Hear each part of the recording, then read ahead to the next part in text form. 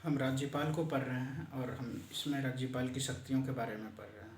पिछले क्लास में हमने 2 शक्तियाँ पढ़ी, उसके अलावा आज हम व्यवस्थापिका शक्तियों पर चर्चा करने वाले हैं। व्यवस्थापिका शक्ति यानी कि लेजिस्लेटिव पावर। लेजिस्लेटिव पावर में क्या क्या बातें हैं उन पर आज हम बात करेंगे। तो किस प्रकार से राज्यपाल विधानमंडल के सदस्य होते हैं, यानी कि विधानमंडल का 3 पार्ट होता है, उसमें एक राज्यपाल भी होता है। जिस प्रकार से संसद में राष्ट्रपति, लोकसभा और राज्यसभा होता है, उसी प्रकार से विधानमंडल में राज्यपाल, विधान सभा और विधान परिषद होता है। सबसे पहली बात तो विधान सभा और विधान परिषद की यदि बात की जाए तो बहुत सारे ऐसे स्टेट हैं जिसमें विधान परिषद नहीं है, अधिकतर स्टेट में नहीं है। अभी के समय में टोटल मिलाकर 6 ऐसे राज्य हैं जहां पर विधान परिषद है। जम्मू कश्मीर को एक तरह से राज्य का दर्जा नहीं प्राप्त है, मतलब वो राज्य नहीं रहा। पहले जम्मू कश्मीर को लगाकर साथ था, लेकिन अभी वर्तमान समय में जम्मू कश्मीर चूँकि राज्य नहीं है, वहाँ विधानसभा भी नहीं है, तो विधान परिषद की तो बात ही नहीं उठती है, यानी कि वहाँ पर विधानमंडल ही नहीं है। तो उस कारण से घटकर 6 हो गए हैं। तो इसमें आज हम राज्यपाल की जो व्यवस्थापिका संबंधी शक्तियाँ हैं उन पर चर्चा करते हैं, और जो बाकी के कार्य हैं जैसे विधान परिषद पर तब हम चर्चा करेंगे जब विधान परिषद का चैप्टर आएगा। तो आज हम व्यवस्थापिका संबंधी शक्तियाँ, राज्यपाल के जो व्यवस्थापिका संबंधी शक्तियाँ होती है उस पर चर्चा करने वाले हैं, जो कि आर्टिकल 16 में क्या कहता है। आर्टिकल 16 में है, राज्य विधानमंडल में राज्यपाल, विधान परिषद और विधानसभा, ये 3 हैं। राज्य विधानमंडल में राज्यपाल, विधानसभा और विधान परिषद होते हैं। फिर राज्य विधानमंडल द्वारा पारित विधेयकों को स्वीकृति देते हैं। कौन स्वीकृति देते हैं? राज्यपाल।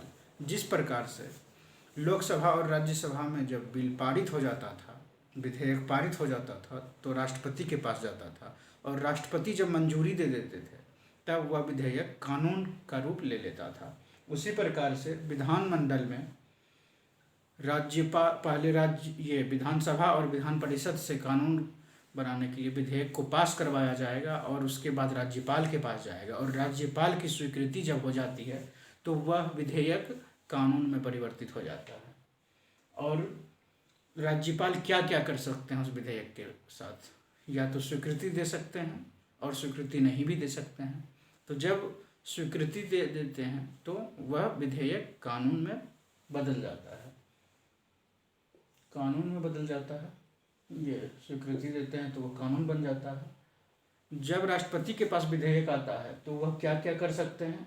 स्वीकृति दे सकते हैं। स्वीकृति देंगे तो कानून बन जाएगा, और फिर एक दोबारा पुनर्विचार के लिए भेज सकते हैं।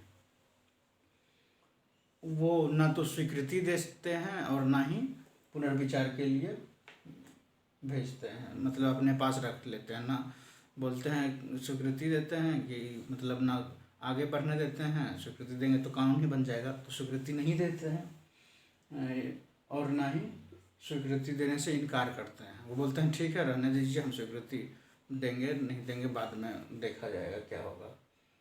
वो इनकार भी नहीं करते हैं। तो यह कंडीशन भी हो सकता है। और जो 4th कंडीशन है वह यह है कि राज्यपाल किसी भी विधेयक को राष्ट्रपति के पास स्वीकृति के लिए भेज सकते हैं, लेकिन उसमें कंडीशन होता है कि किस प्रकार के विधेयक को राष्ट्रपति के पास भेजा जा सकता है। तो यह 3 कंडीशन जो है वह राष्ट्रपति संसद में राष्ट्रपति के पास था।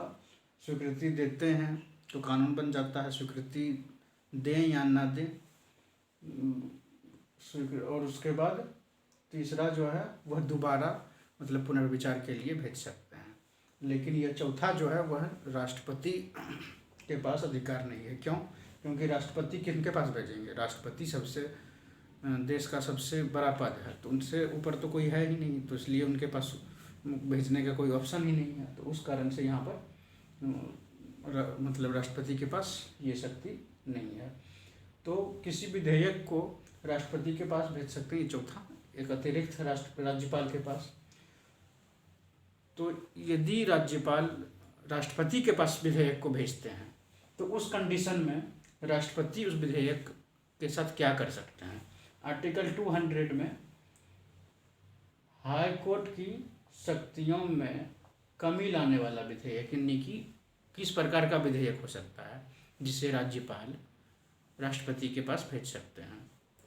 तो आर्टिकल 200 में है कि ऐसा विधेयक जो हाई कोर्ट की जो शक्ति है उसकी शक्तियों में कमी लाने का यदि कोई विधेयक है तो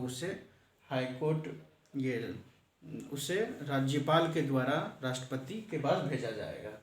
ऐसे विधेयक को यदि हाई कोर्ट की शक्तियों में कमी लाने से संबंधित कोई विधेयक है तो इसे अनिवार्य रूप से राष्ट्रपति के पास स्वीकृति के लिए भेजा जाएगा।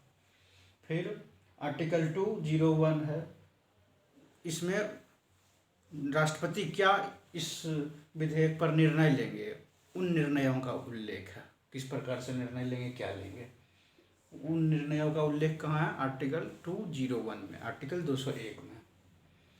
फिर राष्ट्रपति द्वारा विधेयक वापस भेजे जाने पर जब राष्ट्रपति फिर दोबारा विधेयक वापस भेज देंगे, या तो पास करके भेज दें या पास करके ही भेजेंगे, यदि भेजेंगे तो राष्ट्रपति द्वारा विधेयक यदि वापस भेजा जाता है राज्यपाल के पास तो उन्हें 6 माह के अंदर विधानमंडल में पेश करना होता है, यानी कि रखवाना होता है। यदि राष्ट्रपति वापस भेज देते हैं विधेयक को तो राज्यपाल 6 माह के भीतर विधानमंडल में रखवाते हैं। फिर उसके बाद आर्टिकल 213 जिसमें राज्यपाल को अध्यादेश जारी करने का अधिकार है। जिस प्रकार से केंद्र में राष्ट्रपति को अध्यादेश जारी करने का अधिकार था, उसी प्रकार से राज्यपाल को भी आर्टिकल 213 के तहत राज्यपाल को भी अध्यादेश जारी करने का अधिकार है। और राज्यपाल किन किन कानूनों से संबंधित, यानी कि किस प्रकार के अध्यादेश जारी कर सकते हैं, क्योंकि कानून जो होता है, कानून बनाना केंद्र का भी कार्य है, राज्य का भी कार्य है। केंद्र भी बहुत सारे चीज़ों पर कानून बनाते हैं, बहुत सारे विषयों पर। जिस पर केंद्र बनाते हैं उसे केंद्र सूची, राज्य जिस पर बनाते हैं राज्य सूची, और दोनों पर जो बना सकते हैं उसे समवर्ती सूची कहते हैं। तो इस कारण से राज्यपाल उसी विषयों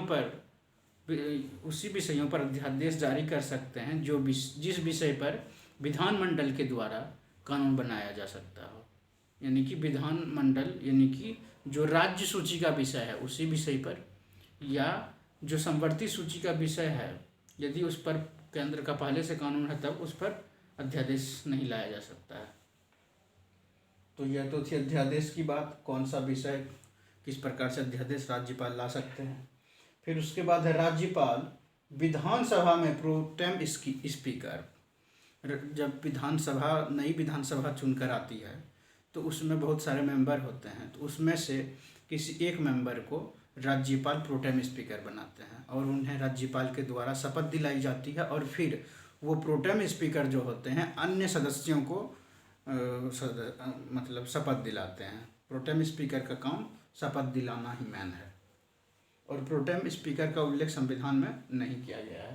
प्रोटेम स्पीकर एक तरह से सिर्फ जिस समय नया विधानसभा बनता है या लोकसभा में, मतलब केंद्र में लोकसभा बनता है, तो उस समय प्रोटेम स्पीकर सिर्फ सदस्यों को, जो सदस्य होते हैं उन्हें शपथ दिलाने के लिए बनाया जाता है। तो राज्य विधानसभा में प्रोटेम स्पीकर की नियुक्ति करते हैं और सबसे पहले उन्हीं को दिलाएंगे शपथ, और उसके बाद उनकी नियुक्ति, एक तरह से उनकी नियुक्ति हो जाएगी और फिर वो सभी सदस्य को दिलाएंगे अपना शपथ।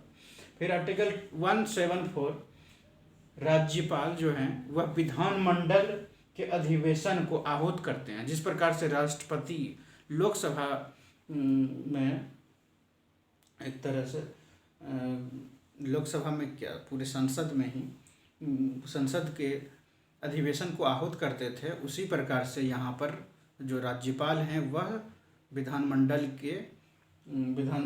के अधिवेशन को क्या करेंगे, आहूत करेंगे, मतलब बुलाएंगे। फिर सत्रावसान करेंगे, मतलब सत्रावसान करना भी उन्हीं का कार्य है। फिर विधानसभा को वो भंग भी कर सकते हैं, भंग करना भी राज्यपाल का ही कार्य है। तो आर्टिकल 174 हमने देखा। उसके बाद राज्यपाल विधानमंडल को संबोधित कर सकते हैं।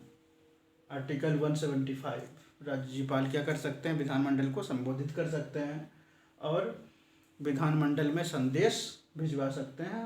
इनकी संदेश भेजने का अधिकार राज्यपाल के पास। आर्टिकल 175, उसके बाद आर्टिकल 176 की यदि बात की जाए तो विधानसभा चुनाव के बाद, जब विधानसभा चुनाव होता है तो नया मतलब विधानसभा बनता है, मतलब नई सरकार का गठन किया जाता है। तो उस समय विधानसभा के बाद जो पहला जो मतलब अधिवेशन होगा, पहला जो सत्र होगा, उसमें राज्यपाल का अभिभाषण होता है।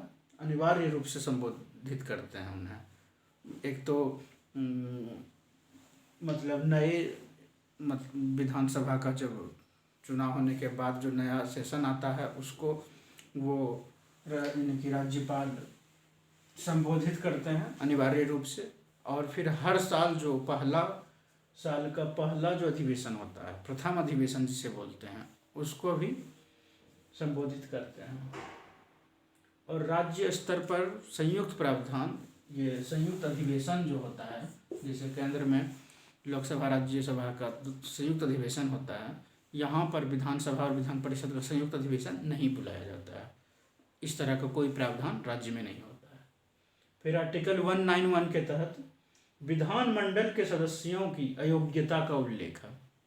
विधानमंडल में जो व्यक्ति चुन कर आते हैं वह किसी कारणवश, कुछ कारण हैं, उस कारण से वह अपने मतलब योग्यता जो उनकी है वह अयोग्य हो जाते हैं। तो वह क्या क्या है, विधानमंडल के सदस्य दिवालिया हो जाने, लाभ के पद ग्रहण कर लेने, मानसिक रूप से विकृत हो जाने और भारत का नागरिक नहीं रहने पर किसी कारणवश। तो ये 4 जो कंडीशन है, यह कंडीशन यदि विधानमंडल के किसी सदस्य के द्वारा होता है तो राज्यपाल भारत के जो ये चुनाव आयोग हैं उनसे विचार विमर्श करके इन लोगों को आर्टिकल 192 के तहत इनकी सदस्यता को समाप्त किया जा सकता है। यानी कि राज्यपाल को यह अधिकार है कि उनकी सदस्यता समाप्त की जा सकती है ऑन द बेसिस ऑफ, ये 4 जो बेसिस हैं इस बेसिस पर। तो आर्टिकल 191 में उल्लेख है कि विधानसभा के सदस्यों को अयोग्य मतलब करार दिया जा सकता है, उसका कारण है। फिर 92 में किस प्रकार से किया जा सकता है। फिर दल बदल से संबंधित जो प्रावधान होता है उसमें राज्यपाल के पास कोई शक्ति नहीं है। फिर इसके बाद आर्टिकल 333 है, आर्टिकल 333, इसमें क्या है, विधानसभा में आंग्ल भारतीयों को निर्वाचित किया जाता है। यदि आंग्ल भारतीय, जिस प्रकार से लोकसभा में 2 आंग्ल भारतीय को निर्वाचित किया जाता है, यदि नहीं इलेक्ट होकर आते हैं तब, यदि इलेक्ट होकर आ जाएंगे तो उसकी ज़रूरत नहीं पड़ती है। यदि नहीं इलेक्ट होकर आते हैं, उसी प्रकार से विधानसभा में भी यदि आंग्ल भारतीय इलेक्ट होकर नहीं आते हैं तो समुचित प्रतिनिधित्व देने के लिए राज्यपाल उनकी नियुक्ति, मतलब एक तरह से समुचित प्रतिनिधित्व देने के लिए एक आंग्ल भारतीय को क्या करते हैं, नियुक्त करते हैं।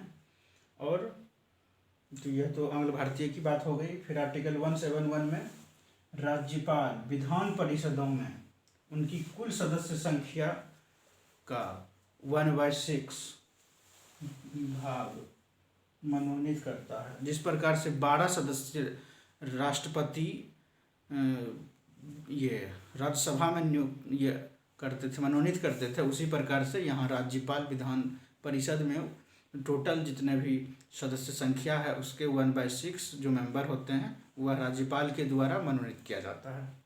और बेसिस क्या है, वहाँ पर 4 बेसिस थे, यहाँ पर 5 बेसिस है। यहाँ पर एक सहकारी आंदोलन जो बेसिस है यह एक्स्ट्रा है। तो साहित्य, कला, विज्ञान और समाज सेवा, ये 4 वहाँ भी था लोकसभा में, यहाँ भी है, और यहाँ पर एक एक्स्ट्रा है सहकारी आंदोलन। तो हमने देखा किस प्रकार से राज्यपाल की व्यवस्थापिका संबंधी शक्तियाँ हैं, तो ये सारे व्यवस्थापिका संबंधी शक्तियाँ हैं।